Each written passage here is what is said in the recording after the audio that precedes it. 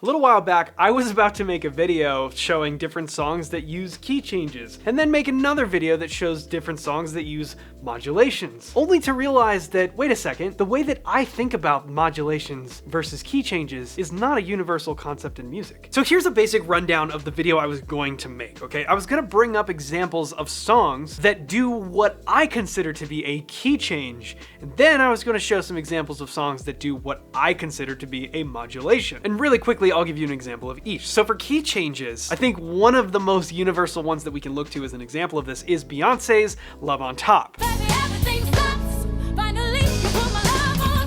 It just keeps getting higher and higher and higher and higher and higher, and each time it gets to the end of the chorus, the word top just jumps into the next key, having no setup for the key change. It just drops you into the new key without any type of warning or any type of harmonic setup at all. It's one instance that I think actually works really well. That to me is a key change. And I'm not gonna explain to you exactly what that criteria is before I give you the example of what, in my mind, is a modulation. And here's that. This is a Cole Porter tune called I Love You.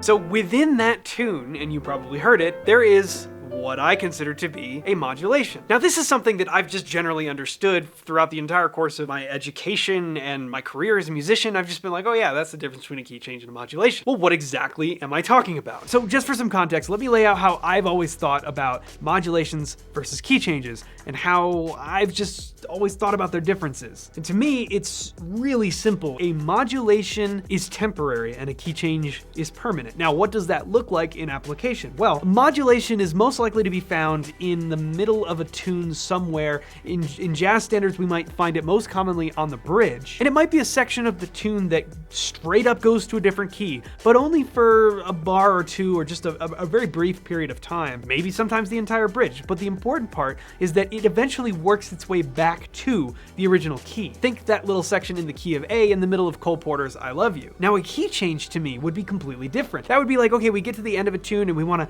add another level of zest or I don't know, whatever. And we wanna play the whole tune in a different key. Well, we might throw a 2/5 in front of the key change and just go right back to the beginning. And now we're playing the tune. Maybe it's a half step up, maybe it's a whole step up. But the important part is that we have permanently changed keys. We are not going back to the key we started in. We are in a new place altogether. And for me, that's just kind of how I've always understood the difference between a key change and a modulation. Modulation's temporary, a key change is permanent. So this is something that to me, literally up until a couple of weeks ago, I thought was just universally known music theory. Well, it turns out that's not the case at all. The answer is actually a lot more complicated than you might think. First, let's just consult Wikipedia because they're always right about everything. In music, modulation is the change from one tonality to another. This may or may not be accompanied by a change in key signature. Now notice, them saying that it may or may not be accompanied by a change in key signature, well, that's interesting because according to my definition, the way I've always understood it, if it was a key change, perhaps it's most likely to be accompanied by a key signature change. But they're saying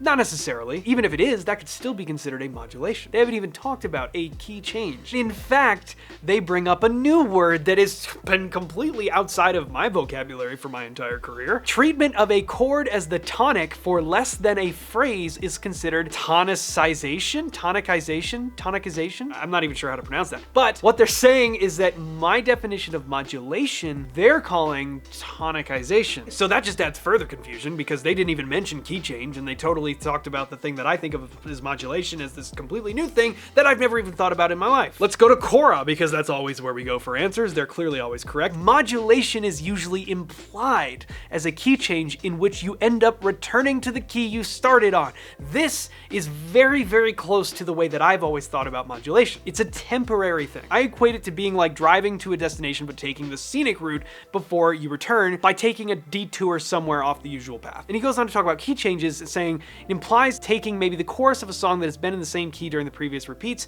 but at the end, take everything up a step or two. That ascending movement is a very effective way to add excitement to the composition or arrangement. This is probably the closest definition to the way I've always understood it. A modulation is temporary, a key change is permanent. But that doesn't stop people from still kind of going back and forth on what it probably is in a music theory Reddit thread. 5 years ago, this user posed the very simple question, what's the difference between a modulation and a key change? And the answers were varied. Modulations are quick, often happen in the middle of a sequence or phrase, and can be part of a cyclic progression. They are also likely to return to the original key. Okay, so now we're seeing this sentiment echoed a couple of times. A key change is usually permanent or lasts for a whole major section of a piece. So this, again, is kind of how I've always thought about it. It's how we've now seen a couple of people refer to it. However, when we see the replies to this, we immediately start seeing other perspectives. For example, this is true for some styles of music, but not for others. For instance, in tonal classical music, modulation is a large-scale event. And I think they're referring to here a large-scale event meaning like a full-blown key change. And what you're describing would be closer to tonicization. Here's that word again from the Wikipedia definition. They further go on to say that in classical music, modulation and key change are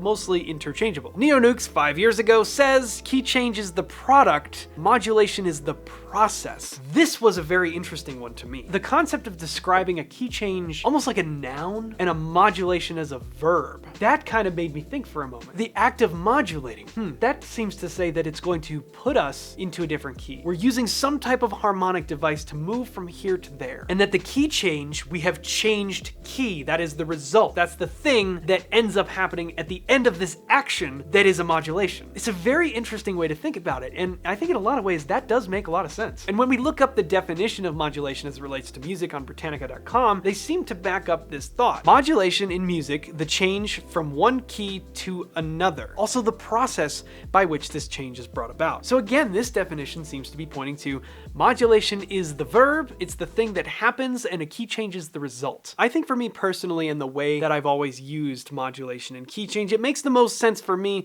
to probably stick to the way I've always thought about it, where a modulation is temporary that usually is going to wind its way back to the original key, and a key change is permanent. And I'll leave you with this example of why it might make the most sense for me to use that. And I'm actually going to use both. The form of the song modulates within it, as I would think of it, but then I'll throw in a key change and actually play a little bit of the tune in a different key. Before I do that, I just want to remind you really quickly that everything is 30% off on the Cornell Music Academy. You can get an intro to piano course where we're going to give you all of the tools you need to start learning how to make sense of this instrument, along with an intro to improv course, as well as a making sense of modes course. All of that you can check out at the link in the description, and it's all 30% off right now with the code MUSIC3030 at checkout. It's the best way you can support the channel, so be sure to check that out if you get a chance, and I really, really appreciate it, so thank you for that. And I'm gonna leave you with this example. This is a tune that has what I call a modulation within it, as well as I'm then going to just change key altogether using what I call a key change and play a little bit of it in a new key. And that goes like this.